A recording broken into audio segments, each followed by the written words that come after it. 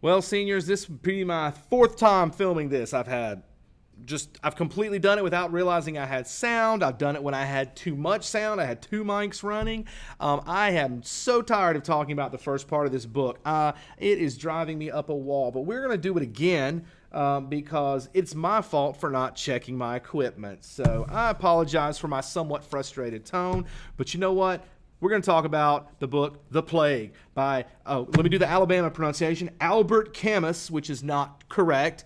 Now let me try to do it a little more French. Albert Camus. Now, I still messed it up, I'm sure. Hey, that's the curse of having a southern accent. But we're going to tackle this book. We're going to look at this book is broken into 5 big chapters, and each chapter, with the exception of the middle one, the third, which has just one big section, the others are broken up into smaller sections. I believe there's 9 in this first one, so maybe 7 in the first one. But we're going to look at the first 3 today, and I'm going to do my best to condense this because I'm so tired of talking about this first part, because really it's like the beginning of most books. It's just not that powerful or interesting. When they begin the plot here, when they talk about the plague developing, there's a little bit of interest, but the main part of the beginning of a book, it's got, in my opinion, 3 main purposes, all right? And as this book here, mirror image. This book here, David Lodge's The Art of Fiction, indicates the first thing is it's got to get your attention and draw you in, which, I mean, it does a decent job of doing because he uses a unique technique, all right? But by the way, this book, David Lodge's Art of Fiction, let me give a little side shout out to it. AP kids, you have to get a copy of this book, all right? And that's not like you've got to read this. No, I mean, it's going to be part of our curriculum, okay?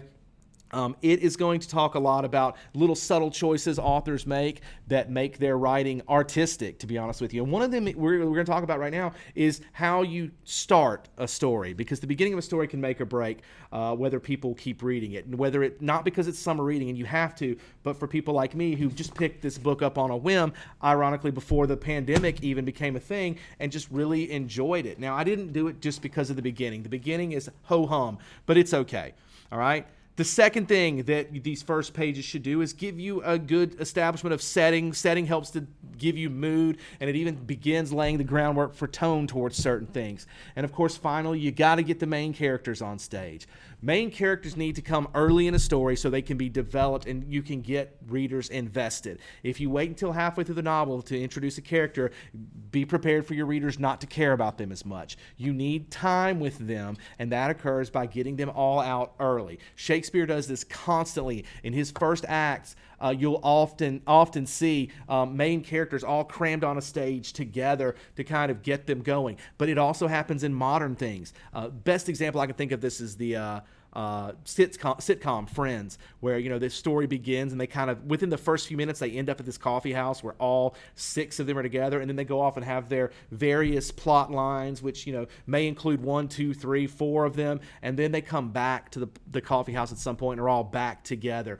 That's a very useful writing technique, and it's very deliberate, to be honest with you. So these first few pages, that's what they're doing. They're going to give you setting. They're going to try to draw you in, which I'm guessing for most of you it did not do. And then it's also going to give us our main characters. So let's start, because honestly, the setting and drawing you in are kind of done together.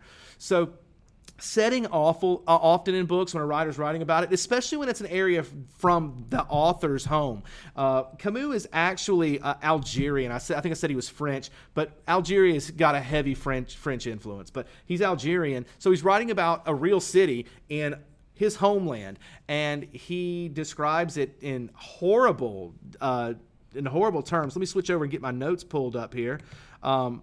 One of these days I'll put them where you can see them too, but I got to write them better before I can do that. And we don't want to do section 4, I'm assuming. Okay, so section 1.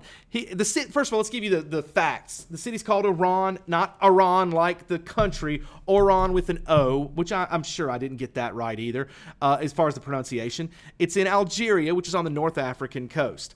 All right, and it's a very, like I said, French-influenced area.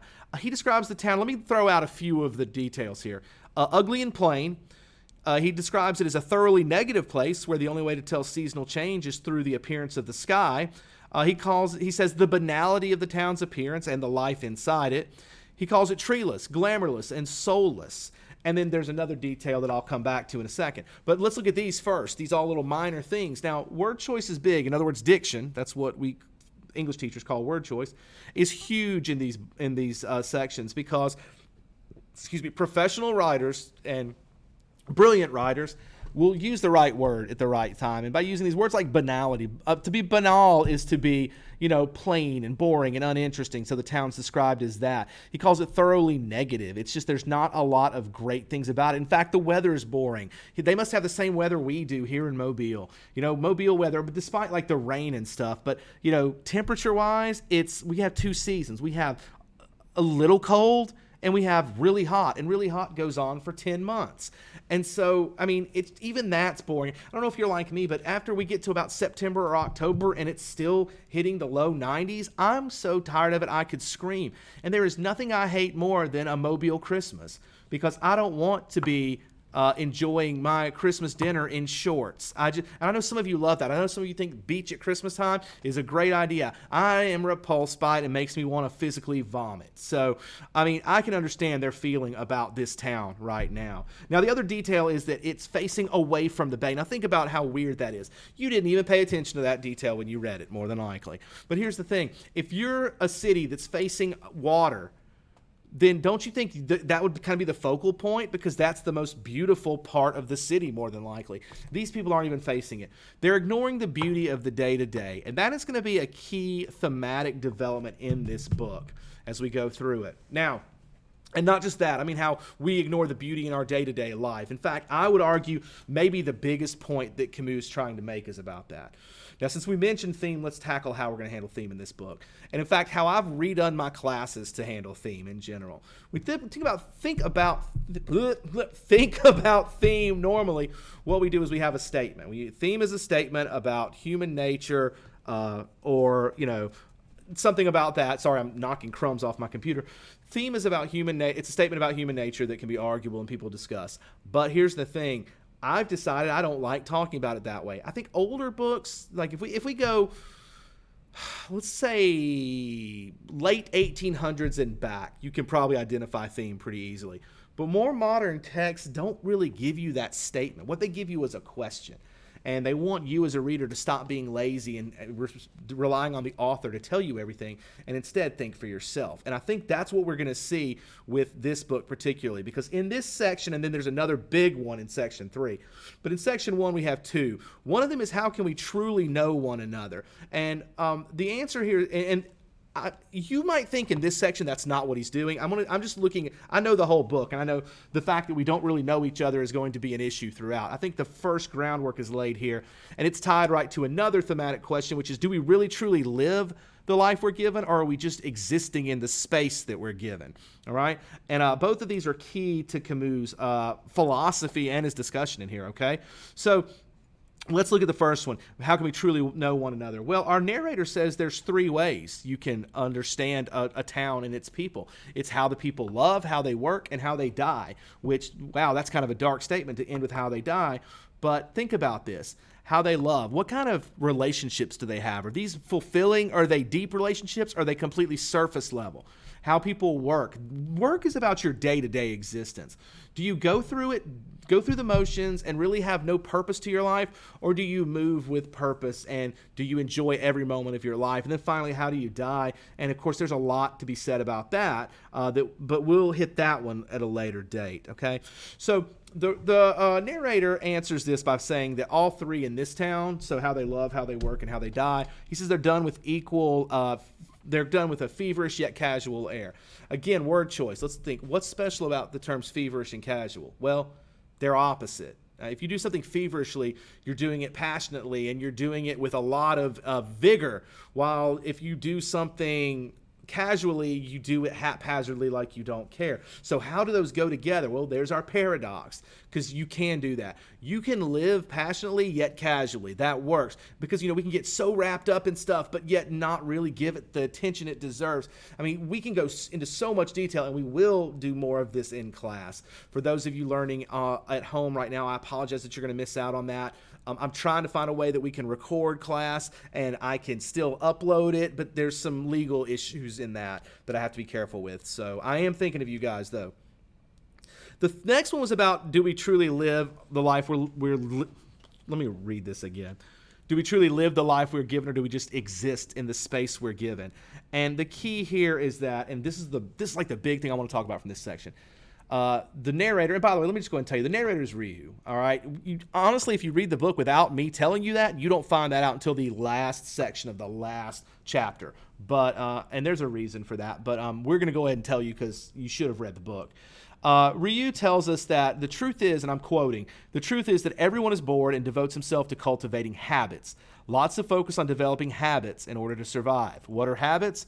They're things we do without thinking. Now, this is not a quote anymore. This is me commenting. Habits are things we do without thinking. Habits are what happens in, November at school when you've already gotten past these first few days where you're learning a new schedule, when you're trying to get used to the bells again, when you're trying to get used to your teachers. And this day happens where, and you'll have multiple days in a row where you get to school and you don't really remember anything about the day. And then the next thing you know, you're home. And you're like, what did I even do today? And you all have those days. They get more and more the longer you're here for a school year. Then we go away for 2 months for summer, and then you come back and you've got new teachers and a new schedule. And then after a few months, bang, we're back in that things become a habit. You ever have that happen where you left third period and then the next thing your mind clicks, you're in fourth period and you don't really know how you even got there. You know how, but you don't remember it. That is what a habit is. Habits are good in that they provide shortcuts for our brain, but when your whole day becomes a habit, when you're an adult particularly, and you don't have the breakup of summer and new teachers, you have 20, 30, 40, 50 years at the same job, and if it becomes habit like that in year 3, you've got 47 years of your life just blinking away because of habit. So in a lot of ways, it's bad that we form habits like that. It promotes a seemingly purposeless existence, which Ryu comments on. He says that the people in this town have a seemingly purposeless existence. They, what does he say? He said they work all day and then they are entertained at night in card tables and bars and cafes, and they just kind of float through life with the same routine over and over and over. And that's no way to live. It just really isn't, okay? Like I said, the last real big important part of section 3 is we do get introduced to the narrator. He really pushes that, hey, look, I'm reliable because everything is firsthand or it's been taken from other people's notes. Again, I want you to pay attention to things that seem out of place. Why would the narrator be so intent on establishing his reliability here? Because Camus' about to have a problem. He's going to have he doesn't want us to know who the narrator is until the end. Any good reader would know who the narrator is if they're first person. You know how you pick them out, even if they don't tell you? Who's in every scene? So we have to find a way to get Ryu out of some of the scenes, yet still have the material conveyed, which a first-person narrator can't do if you're being true to your writing. So what we have now is he's going to use these notebooks that Teru and another one of the characters who I'm going blank on, do some writing. It may be in Gran, I don't remember. But they have some writings that he's going to find after the fact, because this is told in flashback kind of. And he's going to use those as his other sources. And it keeps the narrator masked, except I've already spoiled that for you. All right? So that ends section 1. Now we're going to do the first 3 sections. Section 2, when I initially did this video, took a lot of time, but I'm going to sum it up really quickly into 2 sections, okay? We've got, first of all, we have to get some action going so people will pay attention, and that is going to be found with the rats.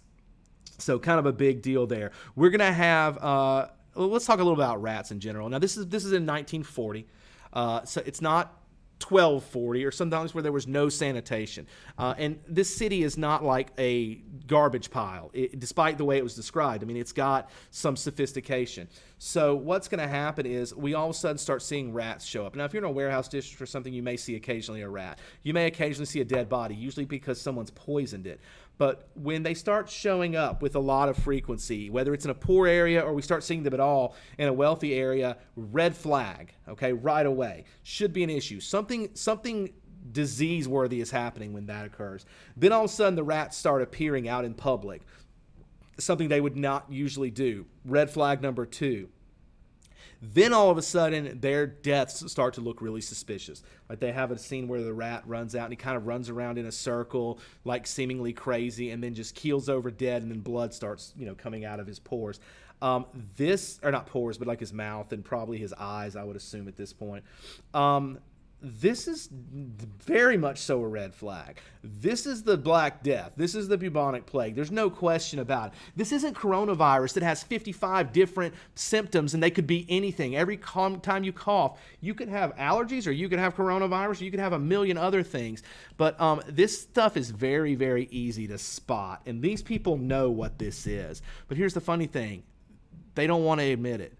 They play dumb like it's going to go away, which we all know it's not. They don't pay attention until the number of dead rat bodies has gotten so high, there's nothing else it could possibly be but this. And then they do what humanity is known for doing. And I'm telling you, as a human, this bugs me, okay? We either are going to ignore something completely or we're going to exaggerate what it is to the point of making it much a bigger deal than it is. Now, the Black Death, it doesn't get to be a much bigger deal than that. But think about in our world right now. All right?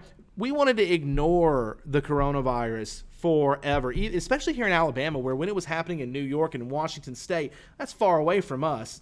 We're not going to react to it. But then all of a sudden, it started getting closer and closer. Birmingham got hit initially, and then we started having cases show up here. And we went from it's not a big deal, it's a hoax, it's only in China, to let's buy every roll of toilet paper on the planet, and let's fight each other in the grocery stores over cans of soup. I mean, we really went from it's no big deal to, oh my God, the sky is falling. And this is something that's just terrible about humanity in general. But they did it in the book, and we did it today. After the panic begins, we really start to get, and we take the next step, which is we get our first death that we see in the book anyway. It's a Monsieur Michel, who I just went blank on what role he plays in the book, but we did see him before, all right? He's showing obvious signs of the bubonic plague, which are those lesions they would get, which if you have that, it's the Black Death. There's no, I have a stomach ache. It might be coronavirus, or I ate bad food at lunch. There's no telling what it could be, but this is obviously what it is. But again, for the most part, the people kind of ignore this. Despite the panic happening, they just kind of go on. We're going to talk more about that in a little bit, all right? Now, the next thing, and this is the part that took a lot before, but I'm going to go bang, bang, bang with these characters. We get all our main characters thrown, I think all of them are thrown right here in this section. Dr. Ryu, first one. But we're not going to get a lot of details about each of them. We're just going to get their names so that they're fresh in your head. Ryu, we find out about his wife. She's very sick. Something's wrong with her. She's about to leave town and go to a sanitarium. Lucky her, because she's going to dodge this not pandemic. She's going to dodge this plague. We get the character Rambert, or who you probably called Rambert, which we're not going to call him. Rambert, we just find out that he's a journalist. He's coming from Paris. He's not from Iran. He's come from Paris, and he specializes in writing about the everyday. Rambert's writing is going to be one of the key things. It wasn't Grant, it was Rambert, who we're going to use his writing to establish a lot of the stuff that Ryu can't be a part of. Ryu is very skeptical of him because he's skeptical of the media. Another thing that seems to scream 2020. We get Teru. Now this name I probably butchered, but we get Teru. We don't get a lot about him right away. We just know that he's showed up in Iran. He's also not a citizen of this city. He seems independently wealthy, and he's there working on something, but they're not sure what. We'll get more about him in a little bit. Father Panaloo, who of all these characters is not in the story as much. He has a really big role to play at the beginning and the end, and he deals with one of our thematic questions and really about this crisis of faith he has. The whole, where is God in this situation? What does a person of faith do when you see innocent people dying around you? And he's going to be the face of that struggle, all right? We also get Grand. It looks like Grand. I'm pronouncing it like Grand because I'm thinking that's the correct pronunciation. I'm probably wrong. He's kind of a neat character. And he may be my favorite character. He comes off as this 50-year-old clerk, so he's got a kind of a wimpy job. He comes off as weak, unsure of himself. He's socially awkward. He doesn't really know how to handle himself. But in all honesty, guys, he's going to come off as him and Dr. Ryu both come off as very heroic figures, and not because they're Ryu, because he's a doctor, his position and then things make him, force him into being a hero. Grand shouldn't be, but yet he is anyway, and he seems like the least likely person to be a hero, and that's going to really speak to one of the themes that Camus is projecting on us, okay? Finally, our last major character is Qatar, who is a mysterious man who has he's trying to kill himself when we first see him because he's committed some sort of crime and he doesn't want to go to jail. And Qatar is going to be, the weird thing that defines him is that while the plague is worsening, he does better. Once the plague starts to lessen, his mind starts to fail and he goes crazy. So he's a really interesting psychological study, which we may or may not get into, but he's an interesting character too. All right, so now we've got all those guys on stage. We kind of know who they are. Now we're going to all confuse them throughout the book. We all do it. And then we'll start to kind of develop them more in pieces, because that's how exposition really works. It's not all right at the beginning. You have it sprinkled throughout your rising action. All right, which we get into again in section 3. All right, so we're going to hit our moment of incitement. In my opinion, it's the death of our first person, Monsieur Michel. It spikes the town, it spikes the rising action, so it's been kind of going flat, and then bang, shoots it up. Now again, it's going to flatten out when we get into some more exposition, then it's going to jump back up. And it's going to, sometimes it's a small incline, sometimes it's a huge one, whatever. Rising action is fascinating to study how authors develop suspense, especially in books like this that really aren't suspenseful, to be honest with you. Okay, so this is the moment of incitement. If you don't know that term, it means the point where we've gone from exposition to rising action. It's the part that generates the initial, like, real big conflict. And now the conflict is between this town and the plague. And the plague takes off when somebody first dies, okay? We also get a point that's made, it's going to be made at the beginning of section 3 and at the end. I'm going to tie them together. And it's a motif that we're going to see develop throughout. And that's that the plague is so scary for people, not just because of what it does, but because of who it impacts. All right. Look, if it just affected the poor because they were dirty and the rats were in their part of town, it wouldn't be as scary as the fact that it hits the rich too. And you got to think, well, what's scary about that? Well, it's because the rich have money for resources. They can pay, to go to their summer house. They should be able to pay for better sanitation. They should be able to pay for better medication. But this thing's killing them too, which means that if it's going to kill the powerful and wealthy, what is it possibly going to do to the poor? Okay. Theroux comes back. We already found, I told you guys that, why did I go blank on his name? Rambert has some writing he does. Theroux is our other one. Theroux's keeping these notebooks about just conversations he hears, like he's thinking about writing a book maybe. And so he's just collecting all this information. And again, that's one of the ways that Ryu is able to convey some information to us. We see that Theroux records these people talking about death, and they're talking about it very nonchalantly, which is what we do. Today, before I filmed this, we had a class where kids were talking about, well, only 200-something people have died in Mobile of coronavirus. Yeah, 200 still a lot. Okay, you got to think there are 240, I think, people in this school. So if 200 people died, we would lose a significant, not in the school, on the West Campus here. We would have, a majority of our school population is gone. It's a lot of people, especially if someone is part of the 200. So, but we nonchalantly talk about it. Why do we do that? Is it because we're heartless and cold? No, it's because it's a defense mechanism. It allows us to feel better because we treat it like it's small and trivial. If we really faced how serious stuff was, we would be more terrified than we are. And, in some ways it's good that we're nonchalant about it, but yet in some ways it's not, okay?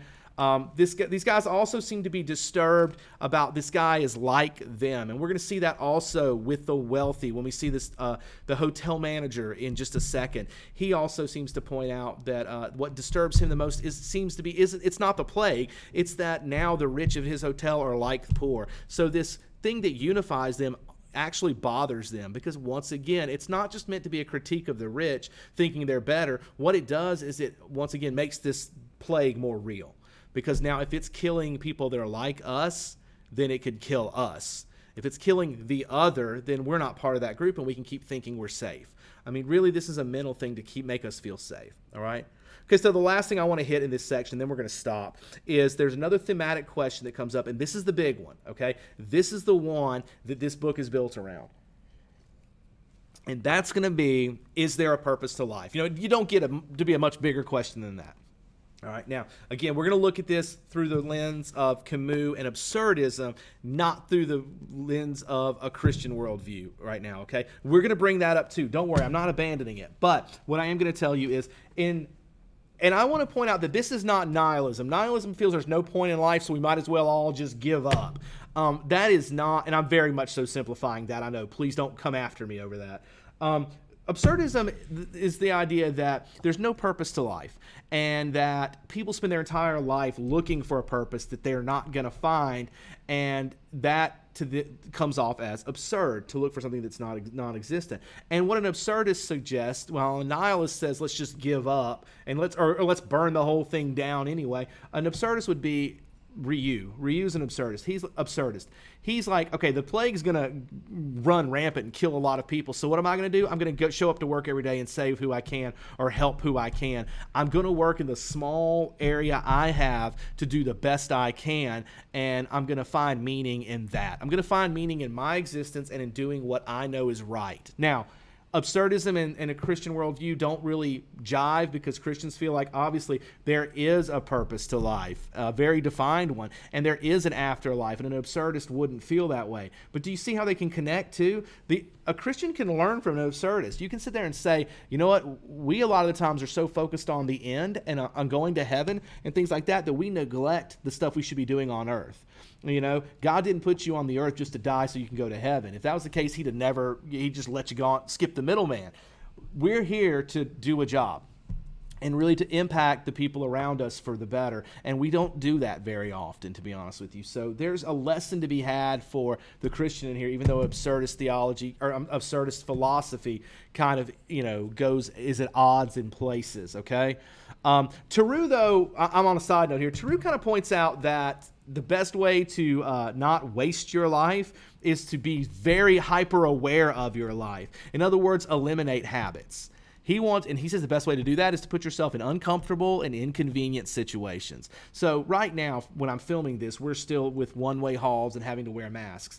So you got to think that's inconvenient, but it makes you more aware of what you're doing. Okay. Now, why would you want to be aware of that? I don't know. I'm not trying to say you should be aware of walking the halls, but what I'm telling you is, when we take the one way away, which hopefully is going to happen at some point, and you're back to being able to walk wherever you want, think about how much that's going to be something you actually appreciate. It may only be for a few days, which is another sad thing about humans, that we can't continue that appreciative nature, but at least for those few minutes, you'll definitely be more appreciative of what you have. And that is kind of another thing that's really important here, is to learn, maybe not so much to, be inconvenienced, but to appreciate when you're not, okay? And to be thankful for the fact that in some ways we're not. So really interesting start to the book. That is going to give us the end of our first section. And if God, please God, let this actually work so I don't have to record this again, because I'm ready to move on and talk about other parts of the book. So anyway, hopefully this was helpful for you guys. I realize it's been right at close to 30 minutes, and I know that's a lot for some of you, but I'm telling you, on your own, many of you probably struggled with this book. I know I did my first read through, so I want to make sure we hit the high points. And by the way, I'm going to make the test off of the stuff I talk about in these videos, so there's some keys, the things that you definitely want to know about, all right? So when we come back together in class, I hope you're ready to discuss the stuff we've talked about. Give me some of your ideas, give me some of your thoughts, and I'm looking forward to having you guys back here for the next section, which I probably will not film today, but hopefully we'll have done for you before the weekend ends, so that if you want to watch these several in a row, you can knock them out, all right? Anyway, thank you guys for your time. Thank you for watching it, and if you finished the video, thank you for that. I know it's really tempting just to bail out and give up. I'm just hoping that some of you are a little more dedicated than that.